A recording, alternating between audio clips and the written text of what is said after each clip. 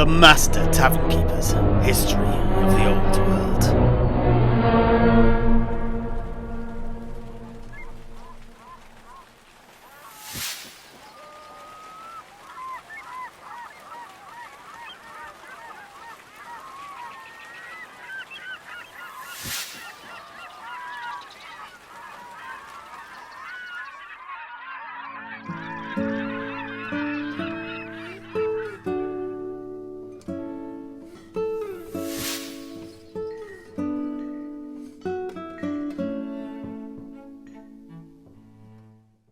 Och, well, that was a fine little romp.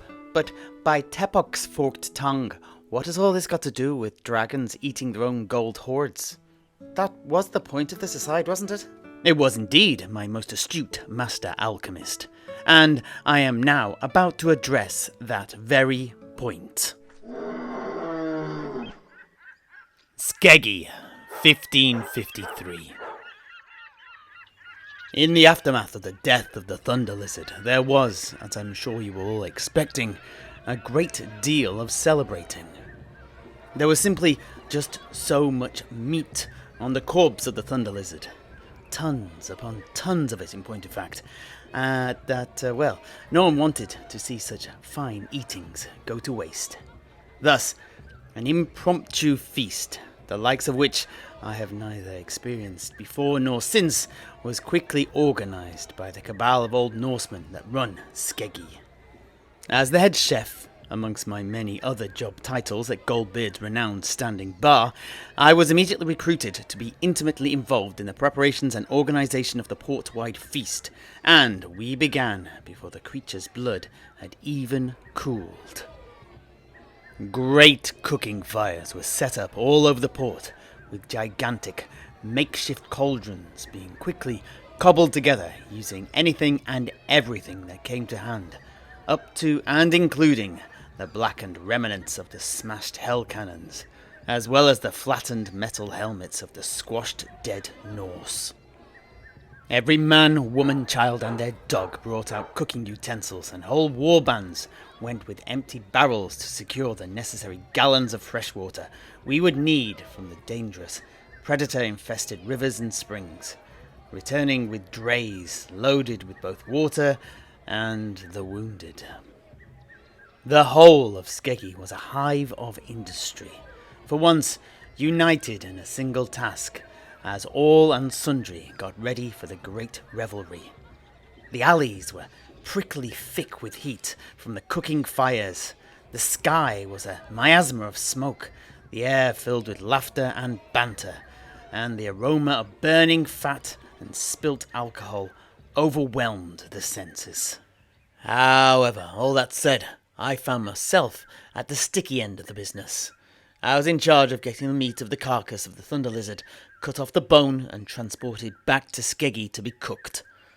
I enlisted Strolvar to help me direct the teams of Norsemen under me, for he most certainly knew a thing or two about cutting up monstrous creatures, and together we got the whole operation running as smooth as a baby's bottom, with the flesh of the beast cut and tongued into long, manageable lengths of meat, my days as a whaler paying dividends at last, before being loaded onto a revolving wagon train that took it to the circle of enormous cooking pots that now dotted the port. But that is all by the by. The reason I'm telling you all this is simply to get to the following conversation I had whilst working there, up to my elbows in cold muscle and sinew, and my clothes dripping in blood. I recall having waded through the great lizard's guts and slicing open one of its numerous stomachs, I found it filled with smooth rocks and stones. Strolvar, who was with me at the time, caught my surprised expression. Stones, Strolvar? Why is its stomach full of stones? What, Manding? Have you never heard of a gastrolith? A what? A gastrolith? I can't say that I have.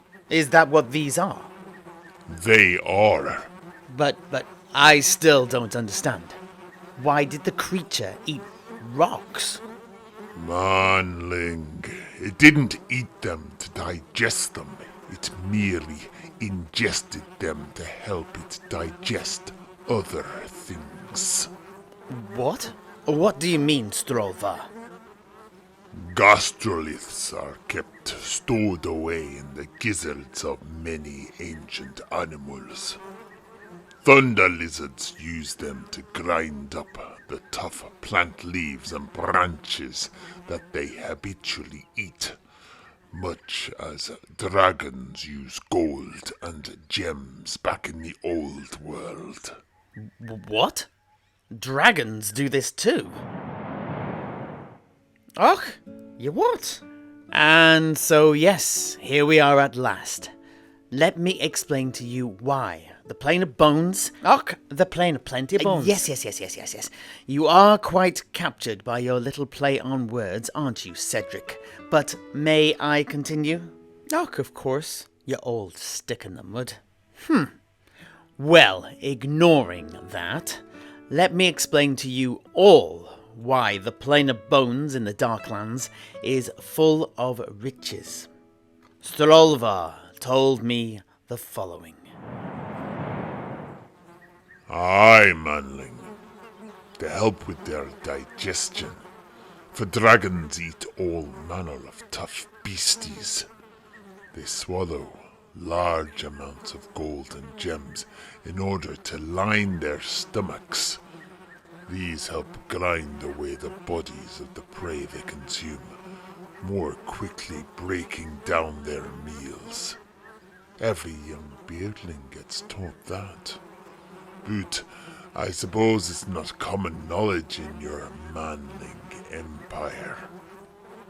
I also saw evidence of this with my own eyes as I stood there with my mentor, Snorri Stonebreaker, on the plane of bones.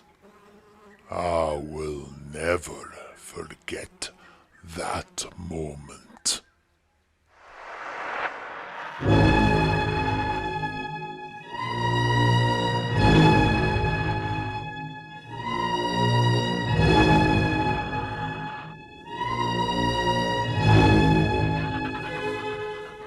When we left the tunnels that had taken us through the Ash Ridge Mountains, it was dawn. My head throbbed, but the pain evaporated when we saw glittering dragons' carcasses as far as the eye could see, stretching out across the horizon. A mountain king's hoard for the taking. The skeletal bodies of the dead dragons were dripping in ancient gems, and I felt the cold stirrings of gold fever twist in my heart.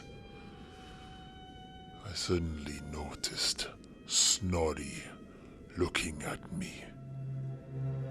"Ah, no, Beardlin. I feel it too. But we are here for your father's axe, not